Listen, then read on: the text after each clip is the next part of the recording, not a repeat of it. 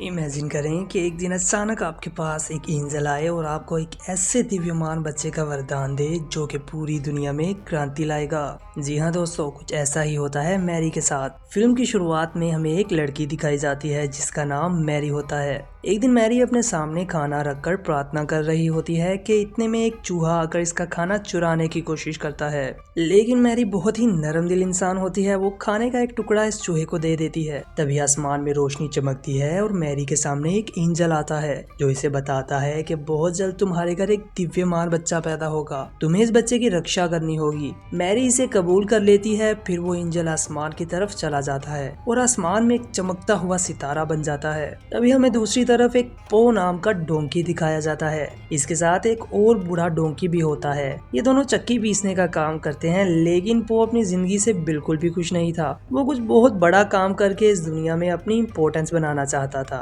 अगली सुबह पो के पास इसका दोस्त कबूतर आता है जिसका नाम डेव था। डेव पो को बताता है कि बहुत जल्दी यहाँ से एक शाही सवारी गुजरने वाली है। ये सुनकर पो बहुत ज्यादा एक्साइटेड हो जाता है और दूसरे डोंकी से कहता है कि एक दिन मैं भी शाही सवारी का हिस्सा बनूंगा। पो किसी तरह से अपनी रस्सी काट देता है और इससे पहले कि वो यहाँ से निकलता, इस मिल्क का जो मालिक होता है वो यहाँ पर आ जाता है। वो देखता है कि पो ने अपनी रस्सियाँ काट दी हैं, साथ ही इसने चारों तरफ अफरा तफरी मचा रखी है, इसलिए वो गुस्से में आकर इसे चैन से बांध देता है और पो की आंखों के सामने से ही शाही सवारी गुजर जाती है। पो का एक ही सपना होता है कि वो शाही सवारी का हिस्सा बनकर दुनिया को बता सके कि वो बेमकसद दुनिया में पैदा नहीं हुआ। अब पो बेचारा बहुत ही निराश हो जाता है और देखते ही देखते 6 महीने गुजर जाते हैं, लेकिन दिन रात इसकी आंखों में यही सपना होता है। इसलिए इसके साथ जो बड़ा डोंकी होता है, इसे पो पर दया आ जाती है और वो पो को जंजीरों से आजाद करवा देता है और जानबूझकर अपनी तबीयत खराब होने का बहाना करता है। और जब इसका मालिक इसे देखने के लिए आता है तो वो इस जगह से भाग जाता है। इसका मालिक इसका पीछा भी करता है, लेकिन वो भागता हुआ एक लंबी जंप लगाता है जिससे इसके पिछले पाँव में चोट लग जाती है,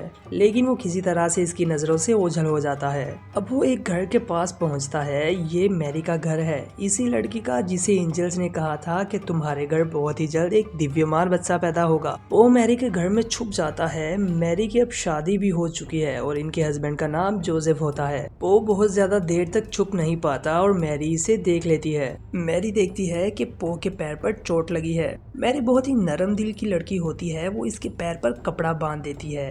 और जब मैरी के हस्बैंड जोसेफ यहाँ पर आते हैं तो वो पो को भगाने की कोशिश करते हैं, पर मैरी इन्हें कहती है कि अभी तो ये सही से चल भी नहीं सकता, जब तक इसकी चोट सही नहीं हो जाती इसे यहीं पर रहने दें। मैरी का ऐसा बर्ताव देखकर पो को बहुत अच्छा लगता है, वो मैरी को पसंद करने लगता है। वहीं मैरी अपने हस्बैंड जोसेफ को बताती है कि कैसे एक एंजल ने इन्हें आकर भविष्यवाणी बताई थी कि इनके घर पर एक बहुत ही दिव्यमान बच्चा पैदा होगा जो दुनिया में सब कुछ बदल कर रख देगा। जोसेफ भी इस बात को समझ जाते हैं और आने वाली हर मुश्किल का सामना करने के लिए तैयार हो जाते हैं। वहीं हमें पो को दिखाया जाता है जो शाही सवारी में शामिल होने के लिए यहाँ से निकलना चाहता है, पर तभी इसका दोस्त कबूतर आता है। वो इसे कहता है कि बाहर तुम्हारा मालिक तुम्हें ढूंढ रहा है, अगर तुम गए तो तुम पकड़े जाओगे। जब तक तुम्हारा पैर ठीक नहीं हो जाता तुम्हें यहीं पर रहना चाहिए। वो भी डेव की बात मान लेता है। वहीं हमें 3 वाइज मैन को दिखाया जाता है जो अपने कैमल पर सवार होकर इसी राज्य में आते हैं जहाँ पर मैरी रहती है।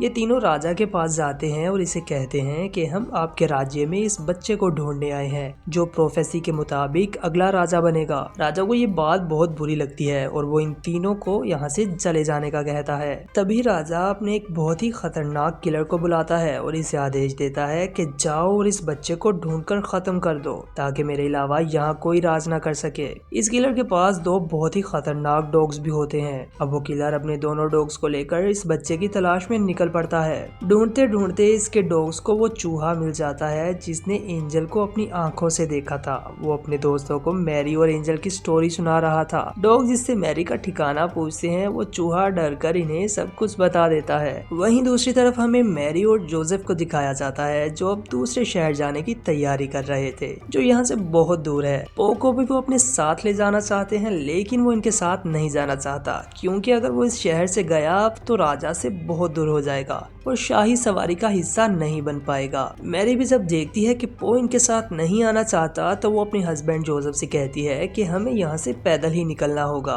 और फिर जोसेफ और मैरी यहाँ से पैदल ही निकल जाते हैं और पो को घर पर ही छोड़ देते हैं। मैरी और जोसेफ के जाते ही यहाँ पर वो किलर अपने डॉग्स के साथ आ जाता है। इसके डॉग्स पो से मैरी के बारे में पूछते हैं लेकिन पो इन्हें कुछ भी नहीं बताता। फिर वो किलर पो के पाँव पर मैरी का दुपट्टा देख लेता है और अपने डॉग्स को दुपट्टा सूंघकर मैरी का ठिकाना पता लगाने के लिए कहता है। जिसके बाद वो मैरी का पीछा करने के लिए निकल पड़ते हैं। वो भी मैरी को बचाने के लिए मैरी के पीछे भागने लगता है। वो किसी भी कीमत पर मैरी को बचाना चाहता है क्योंकि वो मैरी से बहुत प्यार करता है, इसलिए वो भी अपने दोस्त डेव के साथ मैरी के पीछे निकल पड़ता है। डेव इसे एक शॉर्टकट रास्ता बताता है जो कि बहुत ही खतरनाक होता है। यहाँ पर बड़ी बड़ी चट्टानें और पहाड़ियाँ होती हैं जहाँ पर इसे बहुत ही मुसीबतों का सामना करना पड़ता है। यहाँ पर इसकी मुलाकात एक शीप से भी होती है। वो पो से कहती है कि मैंने सुना है कि बहुत जल्दी एक दिव्यमान बच्चा पैदा होने वाला है, इसलिए मैं अपने झुंड को छोड़कर आसमान में चमकते हुए सितारे का पीछा कर रही हूँ। अब ये सब के सब इस तरफ बढ़ने लगते हैं। यहाँ पर वो किलर भी अपने खतरनाक डॉग्स के साथ पहुँच चुका होता है और इससे पहले कि ये मैरी तक पहुँचे वहाँ पर पो और इसके साथ ही पहुँच जाते हैं और इस किलर और उसके खतरनाक डॉग से मैरी को बचाने के लिए एक बाजार में ले जाते हैं। यहाँ पर वो किलर भी अपने डॉग्स के साथ पहुँच जाता है। वो मैरी को देख लेता है और मैरी को मारने के लिए अपने डॉग्स को बांधकर आगे बढ़ता है। वो मैरी को बचाने के लिए जोसेफ की कार्ट को नीचे धकेल देता है जिससे सारे बाजार में टूट फूट शुरू हो जाती है और एक लकड़ी का स्टॉल किलर को जा लगता है जिससे वो कुएं में गिर जाता है और मैरी बच जाती है।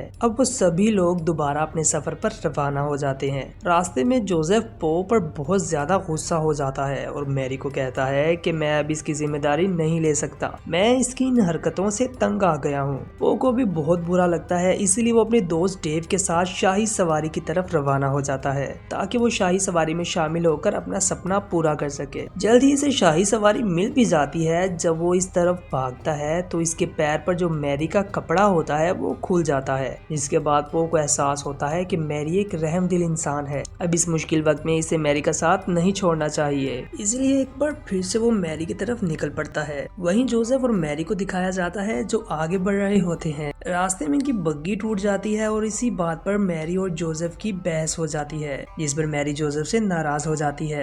इतनी देर में पो भी यहाँ पर पहुंच जाता है और जोसेफ को धकेलना शुरू करता है ताकि वो मैरी से जाकर मुआफी मांगे। जोसेफ बिल्कुल ऐसे ही करते हैं और जाकर मैरी से मुआफी मांगते हैं। जिसके बाद पो मैरी को अपने ऊपर बिठाकर आगे का सफर तय करता है। बहुत जल्द वो सब लोग बेथलीम शहर में पहुंच जाते हैं जहाँ पर जोसेफ रात गुजारने के लिए जगह तलाश करने लगते हैं। तभी पो के पास इसका पुराना मालिक आता है जो पो को जबरदस्ती पकड़कर दूसरी जगह ले जाता है। इस जगह पर और भी बहुत सारे जानवर होते हैं जिसमें एक घोड़ा, एक बकरी और एक गाय भी शामिल होती है। ये लोग इसे बताते हैं कि पिछले 9 महीने से हमारे तबेले में चमकते हुए सितारे की रोशनी पड़ रही है। ये सुनकर पो समझ जाता है कि ये वही जगह है जहाँ पर बच्चे का जन्म होना है। पो यहाँ से निकलने के लिए इनकी मदद मांगता है। गाय इसकी रस्सी तोड़ देती है और वो लोग पो को यहाँ से भगाने में कामयाब हो जाते हैं। यहाँ से निकलते ही पो को डेव और शीप मिलती है जो इसे ही ढूंढ रहे थे। वो इन दोनों से कहता है कि जल्दी से तुम किसी भी तरह से मदद लेकर आओ, मैं मैरी के पास जा रहा हूँ। दूसरी तरफ वो खतरनाक किलर भी अपने डॉग्स के साथ मैरी को मारने के लिए बेथलीम शहर में पहुंच चुका होता है। इतनी देर में पो भी मैरी के पास पहुंच जाता है और इन्हें अपने साथ चलने का इशारा करता है।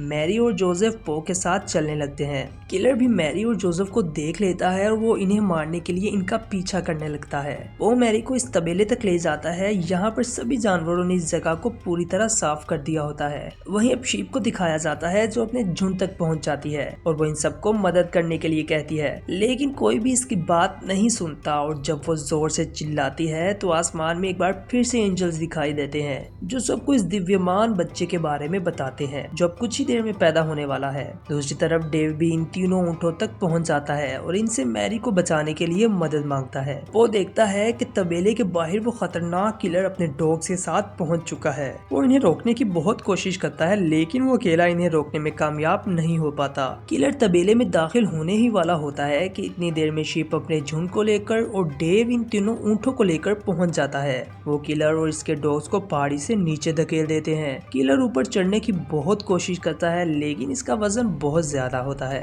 तो अपने डॉग्स को नीचे फेंक देता है। वो अपनी तलवार पत्थर में अटकाकर ऊपर आने की कोशिश करता है, लेकिन वो चट्टान टूट जाती है और किलर नीचे गिरकर मर जाता है। दूसरी तरफ पो इन डॉग्स को नीचे गिरने से बचा लेता है। तभी इन्हें बच्चे की आवाज सुनाई देती है, जिसके बाद ये सब लोग तबेले की तरफ जाते हैं, जहाँ पर दिव्यमान बच्चे का जन्म हुआ होता है। यहाँ पर वो डॉग्स भी आ जाते हैं, क्योंकि इन्हें अपनी गलती का एहसास हो चुका था और ये सब इन जानवरों से मुआफी मांगते हैं। इतनी देर में यहाँ पर वाइज मैन भी आ जाते हैं, जो इन्हें बताते हैं कि भविष्यवाणी के मुताबिक ये बच्चा यहाँ का राजा बनेगा और इस बच्चे को गिफ्ट भी देते हैं। मैरी इस बच्चे का नाम जीसस रखती है। वो भी अब अपने मकसद में कामयाब हो चुका था, क्योंकि इसने अपनी इस दुनिया में आने का मकसद हासिल कर लिया था, जिसके साथ ही इस शानदार मूवी का अंत हो जाता है। ये फिल्म 2017 में रिलीज हुई थी। IMDb पर इस मूवी को 6.2 की रेटिंग्स मिली हैं। उम्मीद है आपको हमारी आज की एक्सप्लेनेशन बहुत पसंद आई होगी। मिलते हैं एक और नई मूवी के साथ, तब तक के लिए गुड बाय।